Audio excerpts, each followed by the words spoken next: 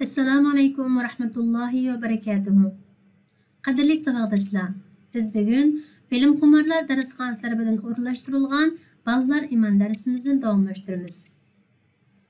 Bugün so'zlaydigan darsimiz 3-dars farishtalarga ishonish. Biz bu darsni so'zlashdan burun imanning arkonlari bilan tanishib chiqaylik. İmanning arkonlari qaysilar? Yani imanning arkonlari yoki asoslari ikkisi o'xshash gap. İmanning asoslari 6 turlik bo'lib, ular bo'lsa-mu an tu'mina billahi va malaikatihi va kutubihi va rusulihi val yawmil akhir va bil qadri khayrihi va sharrihi min Alloh taala. Bu endi nima degan gap? Men hozir arabchasini dedim sizlarga, uyg'urchasini ko'rib boqaylik. Yani imanning arkonlari 6 turlik bo'lib, birinchisi Alloh taolaga ishonish, ikkinchisi Allohning farishtalariga ishonish, uchinchisi Allohning kitoblariga ishonish, to'rtinchisi Allohning payg'ambarlariga ishonish, beshinchisi oxirat kuniga ishonish, oltinchisi taqdirga ishonish. Biz o'tgan soat darslarimizda Allohga ishonish darsimizni tugatdik. Bugun o'tadigan darsimiz iman asoslarining ikkinchisi Allohning farishtalariga ishonish. Bugungi darsimizni hal qiladigan masala tuvandikicha. Birinchisi farishtalarga ishonish degan nima? Ikkinchisi farishtalarni kim qachon yaratgan? Uchinchisi farishtalar nimadan yaratilgan? To'rtinchisi farishtalarning ismlarini bilamsiz? Beshinchisi farishtalarning sifatlari qaysilar? Altıncısı, farishtalar nima ish qildi? Yani farishtalarning amallari qaysilar? Agar sizlar darsning oxirida mushu 6 savolga to'g'ri javob bera olsanglar, bugungi darsni to'g'ri tushungan bo'lasizlar. Undaqda birinchi savolga kelaylik. Farishtalarga ishonish degan nima? Bunda bizning hal qiladigan 4 masalamiz bor. Birinchi masala farishtalarning mavjudligiga, Alloh taolaning yaratgan maxluqot ekanligiga ishonish. İkincisi, Qur'on va hadisda kelgan biz ismini biladigan yoki bilmaydigan butun farishtalarga ishonish. Uchinchisi, ularning, ya'ni farishtalarning Allohning buyrug'i bilan ish qiladiganligiga ishonish. To'rtinchisi, Alloh bizga bildirgan farishtalarning sifatlariga ishonish. Ya'ni biz yuqoridagi 4 tur bo'yicha, ya'ni farishtalarning Alloh yaratgan bir maxluqot ekanligiga, Qur'on hadisda kelgan bütün farishtalarning hammasiga ishonsak, ya'ni farishtalarning Allohning buyruqlarini ish qilganligiga o'z melicha hech qanday ish qilmaydiganligiga ishonsak, andan keyin Alloh taolaning bizga bildirgan farishtalarning sifatlariga ishonsak, biz farishtalarga ishongan bo'lamiz. Endi tuvangi savollarga javob beringlar. Farishtalarni kim yaratdi? Farishtalar qachon yaratildi? Farishtalar nimadan yaratildi? Savollarning javobini ko'rib boqaylik. Farishtalarni kim yaratibdi? Farishtalarni Alloh yaratdi. Farishtalar qachon yaratildi? Odam alayhisalom yaratilishdan burun yaratildi. Ya'ni Alloh taolo insonni yaratishdan burun farishtalarni yaratib qo'ygan. Farishtalar nimadan yaratildi? Nurdan yaratildi. Farishtalar nurdan yaratildi. Qaysi farishtalarning ismlarini bilasizlar degan savolga keldik. Qarab boqaylik. Jibril alayhissalom. Alayhissalom degan nima degan gap? Uningga salom bo'lsin degan gap, ha? Mikail alayhissalom, Israfil alayhissalom, Malakul Maut deb atalgan o'lim farishtasi, Nakir Munkar, Kiraman Katibin, Harut va Marut, Rizvan, Malik qatorliqlar. Farishtaning ismlarini ko'rdik. Endi biz farishtalarning qanday ekanligini o'rganib boqaylik. Ya'ni Alloh taolo farishtalarni qanday yaratgan? Ularning sifatlari qanday? Birinchisi, farishtalar qanotli bo'ladi. Farishtalarning uchadigan qanotlari bor ekan. Biz buni qanday bildik? Alloh taolo Fatir surasining 1-oyatida farishtalarni 2 qanotli, 3 qanotli, 4 qanotli elchilar deb sifatlagan. Biz buningdan farishtalarning qanot ekanligini bila olamiz. Farishtalarning ikkinchi sifati, farishtalar Allohga bo'ysunadi va har vaqt Allohga ibodat qiladi. Hech gunoh o'tkazmaydi. Hem insanlar sanıştırıp bakaylı. İnsanlarını Allah yaratkan. Ama insanlar her vakit Allah'a boysunamdı. Yok, belki insanlar bazıda Allah'a asilik kılıdı. İnsanlar günah etkizemdi. Elbette günah etkizdi. Her kandak bir insan günah etkizdi. Ama periştlerce her vakit Allah'a boysunudu. Periştlerde Allah'a itaat kılmaslık, yani Allah kıl digenini kılmaslık ahvali katli görülmeydi. Yani periştler hiç kandak günah etkizmeydi. İnsanlar bilen sırıştırıp ögünüvasanlar buldu. Hem üçün süpüte qaranglar, periştlerni köz bilen kögülü bulmaydı. Biz Allah Taala'nı tanıgan vaqtimizdimi köz bilen kögül bulmaydı deb öğrengendik. Şundaqki Allah naytın büyük zat. Bizning bu aciz gözlerimiz Allah'ını görüşke hergiz kudreti yetmeydi. Periştlerni Allah nurdan yaratgan. Yani bizning közümüz küçük nurni körelemdi. Quyosh nuriga bakroq qarab yaqinlar, tikilib qarab yaqinlar, uzoqroq qarab tura olamsizlar? Qarab tura olmaymiz. Yani bizning ko'zimiz bu nurdan yaratilgan farishtalarni ko'raladigan shaklda yaratilmagan. Shuningdek biz farishtalarni ko'rolmaymiz. Ammo biz Qur'on Karim va hadisda kelgan farishtalarning sifatlaridan uni ko'zimiz bilan ko'rmasekmi, farishtalarning borligiga ishonamizmi? Albatta ishonamiz. Farishtalar inson shakliga kiralaydi. Bayatimiz farishtalarning qanotlari bilan uchidu dedik, shundaqku. İnsanın qanoti bormi? İnsanın qanoti yo'q. Ammo lekin farishtalar Alloh izin bergan vaqtida insonning shakliga kirib, insonga o'xshash bo'la oladi ekan. Buni biz qayerdan bilamiz desanglar, Payg'ambarimiz Muhammad sallallohu alayhi va sallam sahobalari bilan bir majlisda o'tirgan vaqtida bir kishi yoniga keldi. Saqalliq, oppoq kiyimlik, nihoyatda pokiza bir kishi yoniga kelib, Payg'ambarimizdan iman degan nima, islom degan nima, ihson degan nima degandek bir qator savollarni so'raydi. Payg'ambarimiz javob bergandan keyin bu kishi rost aytdim deb tasdiqlaydi. Shuni u kishi ketib qolgandan keyin Payg'ambar alayhisalom sahobalariga bayatdan kelgan kishi Jibril edi. O bizga dinimizdan ta'lim berish uchun kelibdi ekan deb sahobalarga so'zlab bergan. Bu hadisdan farishtalarning inson shakli kiralaydiganligini bilalaymiz. Onundan başqa Qur'on Karimda İbrahim Aleyhisselam'ın qishiga nihoyatda go'zal kelishgan yigitlar sifatida farishtalar kelgan. Bu oyatlardami farishtalarning inson shakli kiralaydiganligini bilalaymiz. Yana qarab boqaylik, farishtalarning qanday sifatlari bor? Farishtalar yemaydi, ichmaydi, tarat qilmaydi, zerikib qolmaydi, charchab qolmaydi. Ammo insonchi yeydi, ichidi, tarat qiladi, bir ishni qilaversa zerikib qoladi va charchab qoladi. Farishtaning yemaydigan, ichmaydiganligini qanday bilamiz? Bayatda men sizlarga farishtalarni inson shakli kiralaydi deb İbrahim alayhisalomning qishiga farishtalarning inson shakli kirganligini so'zlab bergandim. Shu vaqtda farishtalar nihoyatda go'zal kelishgan yigitlar sifatida İbrahim alayhisalomning yoniga keldi. İbrahim alayhisalom ularni tonimaganlikdan esil bir mehmon sifatida uyga qabul qildi. Shuning bilan ularga bir mo'zayning go'shtini kavob qilib oldiga olib keldi. Ular yemaydi. Çünkü farishta yemaydi. Ammo İbrahim alayhisalom ularning farishta ekanligini bilmay, nimishqa yemaydigandi, bular ko'ngilda bir yomonlikni o'ylayotganmidi ya deb bir xil ansirab qoladi.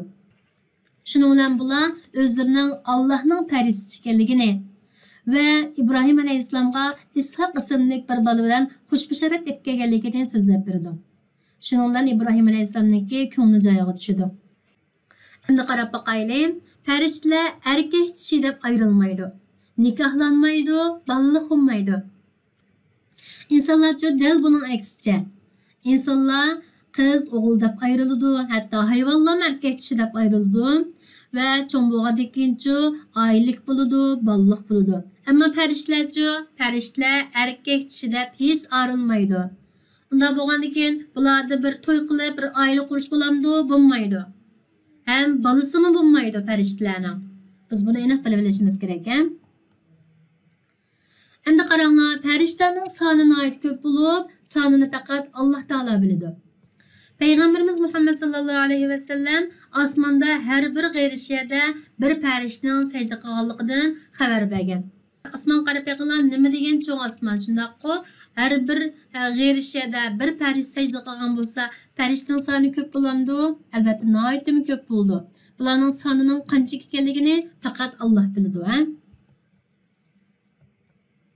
Farishtalar ish bo'lgan va odam hayvonlarningki surati bo'lgan uy kirmaydi. Agar bir uyda odam va hayvonlarning eshiqliq surati bo'lsa va ish bo'lsa, farishta kirandikan, bundaq uyga farishta kirmaydi, ha? Farishtalarning yaratilishi go'zal, axloqi go'zal, amallari ham go'zaldir. Ular yomonliklardan pokdir. Farishtalar nihoyat hayoliqdir.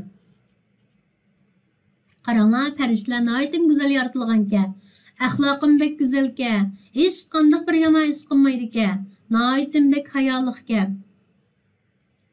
Endi biz yuqori so'zlab o'tgan farishtaning sifatlarini bir xulosalab boqamdik. Farishtalar nurdan yaratilgan. Farishtalarningki qanotlari bor. Yenichu, farishtalar har vaqt Alloh taologa bo'ysunadi, hech qanday bir gunoh o'tkazmaydi. Farishtalar insonlarning ko'ziga ko'rinmaydi. Ba'zida inson shakli kiralaydi. Farishtalar yenichu yemaydi, ichmaydi, tarat qilmaydi, charchab qolmaydi, zerikib qolmaydi. Erkek kishi deb ayrilmaydi, nikohlanmaydi, balliq bo'lmaydi. Hamda farishtalarning soni nihoyatda ko'p. Ish va surat bo'lgan uyga kirmaydi. Yine oxirgi sifati nima bo'ldi? Farishtalarning yaratilishi nihoyatda go'zal, axloqi go'zal, amallari go'zal. Ya'ni hech qanday bir yomonlikdan pok, nihoyatda pok yaratilgan bir maxluqot deb o'rgandik, ha? Farishtalar nima degan go'zal, ha?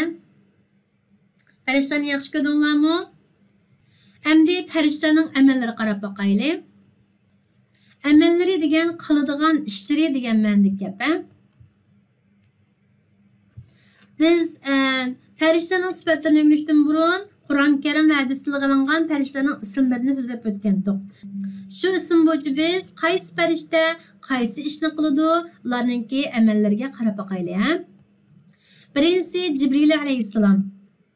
Jibril alayhissalom Allohning vahiysini yetkazadi. Vahiy degan nima degan gap? Allohning so'zi, Allohning buyrug'i degan ma'noni tushunsanlar bo'ldi, ha? Jibril alayhissalom Allohning vahiysini payg'ambarimizga yetkazadi. Ya'ni Qur'on Karimmi mushundaq nozil bo'lgan. Ya'ni Jibril alayhissalomningki vahiy yetkazishi bilan Qur'on Karim nozil bo'lgan. Ikkinchi farishta Mikoil alayhissalom. Mikoil alayhissalom yomg'irga muvakkal farishta. Mushtaq yomg'irga o'xshash tabiat hodislarini boshqarish Mikoil alayhissalomning vazifasi. Üçüncüsü İsrafil alayhissalom. İsrafil alayhissalom qiyomat kunisi sur chaladi. Sur degan nima deb so'rashingiz mumkin. Sur deganimiz ma'vodandan chaqan narsa qaranglar, minguzni yasalgan narsa. Bu shuni sur deb ataymiz. Endi İsrafil alayhissalom soldigan sur bundoq minguzni yasalgan sur emas. Uning qanday sur ekanligini faqat Alloh bildi. Biz buning qiyoslab olsak bo'lmaydi, ha? Faqat men sizlarga sur deganning ma'nosini tushuntirish uchun ma'ni ko'rsatib qo'ydim. İsrafil alayhissalomning qiyomat kunisi sur chilishiga oid mazmunlarni biz qiyomat kunining darsimiz tafsili so'zlaymiz. Hozir sizlar faqat İsrafil alayhissalomning vazifasining nima ekanligini bilsanglar bo'ldi, ha? Endi vazifasi nima ekan? Qiyomat kunisi sur chaladi. Melekul Maut. Bu Melekul Maut degan o'lim farishtasi degan gap, uyg'urchasi o'lim farishtasi deb tarjima qilsanglar bo'ldi. Agar Melekul Maut deyishni unutib qolsanglar, o'lim farishtasi deb o'rganib olsanglar bo'ldi, ha? Buning vazifasi nima? Jonni qabzruh qiladi. Jonni qabzruh qiladi. Qabzruh qilish degan nima degan gap? Jinnini elish, o'ldirish degan ma'noda. Men bu yerda chiroyli qonlansin deb jonni qabzruh qildi deb yozdim, ha? Xalq arasida bu Melekul Maut degan farishta Azrail alayhissalom deb atalgan. Azrail deb atalgan. Men sizlarga nimishqa Azrail demay Melekul Maut deb o'rgatdim desanglar, Qur'on va sunnatda hech Azrail degan ism tilga olinmaydi. Balki Qur'on Karimda Alloh taolo Melekul Maut deb tilga olgan. Ya'ni bu jon oladigan farishtaning ismini Melekul Maut deb tilga olgan bo'lg'achqa men sizlarga mushu bo'yicha o'rgatdim. Bu Bu Azrail deyə atalğu İsrailiyat qıssalardan kelib chiqqan bo'lishi mumkin. Shunlashqa sizlar eng to'g'risini, ya'ni Alloh taolo Qur'onni o'rgatgan bo'yicha Malakul Maut deb o'rganib olinglar. Yeni bir farishtamiz Kiramen Katibin. Kiramen Katibin. Kiramen Katibin farishtasining vazifasi nima? Bandalarning yaxshi yomon amallarini xotirlash. Yine her qandaq bir insonning qilgan ishini xotirlaydigan shunday Kiramen Katibin farishtalari bo'ladi. Biz mayli yaxshi ish qilayli, mayli yomon ish qilayli, qilgan ishlarimizning hammasini bu farishtalar uchun daftarga yozib turadi. Hech qandaq bir ishni yozishdan unutilib qolmaydi. Hech qandaq bir ish kam yozilib qolmaydi. Hamma ish to'liq yoziladi. Ya'ni bu farishtaning daftari to'shib qolarmikin deb o'ylab qolmanglar, to'shibmi qolmaydi. Qiyomat kunsi har bir insonning qo'liga nomi amal daftari beriladi. Shu vaqtda insonlarcha voy dunyoda qolgan cho'ng kichik ishlarning hammasi yozilibdi-ku deb hayron qoladi. Shunlashqa biz har qanday bir ish qilgan chog'imizda shu Kiramen Katibin farishtasinin bizning qilgan ishimizni xotirlab turganligini esimizdan chiqarib qo'ymasligimiz kerak. Agarda bir gunoh bo'lgan yomon ishni qilish xiyolimiz kelib qolsa, darhol mushu Kiramen Katibin farishtasini o'ylaylik. Agar men bu ishni qilsam, ma farishta daftariga yozib qo'ydi deb qo'rqib bo'lsa-mu u ishdan yenishimiz kerak. Endi bugungi farishtamiz qaranglar, Munkir va Nakir farishtasi. Munkir va Nakir. Bu farishtaning vazifasi nima? Qabrda savol so'roq qiladi. Qabrni menlar bilasizlar, hamma insonning hammasi o'lgandan keyin qabrga boradi. Qabri ko'milgandan keyin Alloh taolo uning ruhini tirildirdi. Shu vaqtda Munkir va Nakir ismli farishtalar kelib, u kishidan Robbing kim, payg'ambaring kim, dining nima degandek bir qator savollarni so'raydi. Bu farishtaning ismi nima ekan? Qabri savol so'roq qilgan farishtaning ismi Munkir va Nakir farishtasi. Hamda Malik degan farishtalarni tanishib chiqaylik. Malik nima ish qilgan farishta desizlarcha? Malik do'zaxning qarovuli. Qarovul degan gap boqquchi degan gap, boqquchi. Men sizlarga bu Malik farishtasi to'g'risida bir qism so'zlab beray. Payg'ambarimiz Muhammad sallallohu alayhi va sallam Isra Mi'raj kechasi osmondan nurg'un farishtalarni ko'rdi. Farishtalar payg'ambarimizga salom qildi va kulimsiraydi. Payg'ambarimiz farishtalarning salomiga javob qaytardi. Shu farishtalarning ichida bir farishta payg'ambarimizga salom qildi, ammo hech kulimsirmaydi. Shundan payg'ambarimiz Jibril alayhisalomdan bir farishtani ko'rdim. Men salom qildi, ammo hech kulimsirmadi. U qaysi farishta deb so'ragan chaqda Jibril alayhisalom u bo'lsin Malik deb javob bergan. Malik yaratilgandan beri hech kulib boqmadi deb javob bergan. Ya'ni Malik insonlarning dunyoda nurg'un gunoh masiyatlarni o'tkazib, oxiratda do'zax chiqadiganligini o'ylab, qat'iy kulmaydi ekan. Hamda qaranglar, Rizvon farishtasi. Rizvon jannatning qaravulidir deydi. Yatin Malik do'zaxning qaravulidir. Endi bu Rizvon jannatning qarovuli. Jannatning boqquchisi kimkan? Rizvon ismli farishta ekan. Biz yuqorida farishtalarning vazifalarini so'zlab o'tdik. Endi eslab boqaylik. Jibril alayhisolamning vazifasi nima edi? Allohning vahiysini yetkazish. Shundaqmi? Mikail alayhisalom yomg'irga muvakkal farishta. Israfil alayhisalom qiyomat kunsi sur chalgan farishta. Malakul Maut ölüm farishtasy. Kiramen Katibin bandalarning yaxshi yomon amallarini xotirlaydigan farishta. Nakir va Munkar qabrda savol so'roq qiluvchi farishta. Malik do'zaxning qarovuli, Rizvon jannatning qarovuli. Undaq bo'lsa, bu farishtalardan boshqa farishtalar bormidi? Qarab boqaylik. Bundan boshqa nurg'un farishtalar bor. Yani arshi götürgüç farishtalar bor. Yani Allohning arshini farishtalar ko'tarib turdi ekan. Mu'minlar uchun istig'for talab qiluvchi farishtalar. Istig'for degan nima degan gap? Yani gunohining mag'firatini talab qilish degan gap. Yani bir mu'min bir gunoh o'tkazib qolsa, farishtalar qanday qildi ekan? Ey Allah, bu kişinin falani günahını mağfiret qilgin, afu qilib etgin deb duo qildi ekan. Subhanallah. Qaranglar, ilm meclislarida o'ltirg'uchi farishtalar. Ba'zi farishtalar mush zaminning ustida kim Allohni zikr qilyotidi, kim Alloh to'g'risida dars o'rganyotidi deb mushundaq ilm majlislarini izlab turdi ekan. Agarda birsiniki mushundaq ilm o'rganayotganligini ko'rsa, darhol shunga qanotlarini yoyar ekan. Yana hammamiz farishtalarning qanotlarini ustida o'tirib dars tinglashyapmiz. Undan boshqa mo'minlar bilan jihad qilgan farishtalar bor ekan. Buni misol keltirib boqaylik. İslam tarixidagi birinchi qatimni qurush Badr urushidir. Badr urushida musulmonlarning soni oz, kofirlarning soni ko'pdi.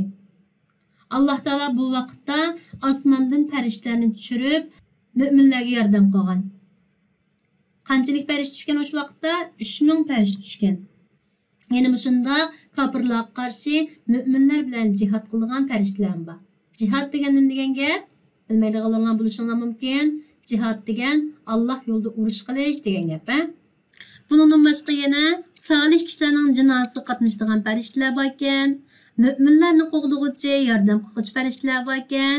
Ya'ni bizningki o'ng so'l oldi keynimizda bizni qo'g'daydigan, yo bizga yordam qiladigan farishtalar bor ekan. Subhanallah. Qaranglar, Alloh taolo mush farishtalarning hammasini insonlar uchun xizmat qildirib o'tibdi. Yine Allah Taala mushundaq noyitimi ko'p sonli farishtalarni har xil vazifalar qo'yish bilan insonlarga xizmat qildirib o'tibdi. Bundan nimani his qildinglar? Allohning bandalariga noyitimi mehribon zot ekanligini hamda Allohning cheksiz bir kuch-qudratini ko'rib olaymiz. Mushunchalar farishtalar qarab yaqinglar, hammasi Allohga shartsiz bo'ysunibdi. Alloh Taala haqiqatan mushundaq ibodatga loyiq, bo'ysunishga loyiq, noyitimi kuch-qudratlik bir zot ekanligini bu farishtalarning amallardan biz ko'rib olaymiz. Farishtalar qanday ibodat qildi degan savolimiz kelaylik. Farishtalar kecha-kunduz Allohni zikr qiladi va tasbih etadi. Kecha-kunduz qat'iy herib qolmasdan, zerikib qolmasdan Allohni zikr qiladi, tasbih etadi. Sap-sap bo'lib ruku qiladi va sajda qiladi. Haj qiladi. Bular farishtalarningki qilgan amallari. Biz yuqorida ba'zi farishtalarningki vazifalarini so'zlab o'tdik. Ular bo'lsa farishtalarga berilgan alohida vazifalar. Ammo butun farishtalarning qilgan amallari nima? Kecha-kunduz Allohni zikr qilish, tasbih etish, sap-sap bo'lib ruku qilish, sajda qilish va haj qilishdan iborat. Bugungi darsimizning mazmuni mushaychilik. Endi biz bu darsdan keyin nimalarni o'rganishimiz kerak? Bundan qarab boqaylik. Birinchidan, Allohning naqadar qudratli bir zot ekanligini bilishimiz kerak. Yana mush farishtaning yaratilishini qarab yaqinglar. Noyitim go'zal yaratilgan, gunohlardan pok, har vaqt Allohga itoat qiladigan, har vaqt Alloh buyurgan vazifalar ado qiladigan bir go'zal maxluqot ekan. Mushundaq farishtani yaratgan Alloh naqadar qudratli his qila oldinglarmi? İkincisi, farishtalarni ulgu qilib, Allohga itoat qilishning lozimligini bilishimiz kerak. O'ylab boqaylik, farishtalarni kim yaratdi? Alloh yaratdi. Biz insonlarni kim yaratdi? Bizni Alloh yaratdi. Endi farishtalar-chi har vaqt Allohga itoat qildi ekan. Itoat qilish degan gap, ya'ni Allohning buyurgan ishlarini qilish, to'sqan ishlardan yenish degan gap. Ya'ni farishtalar har vaqt Allohning buyrug'idan chiqmaydi ekan. Ammo biz insonlar nurg'un xatolik o'tkazamiz.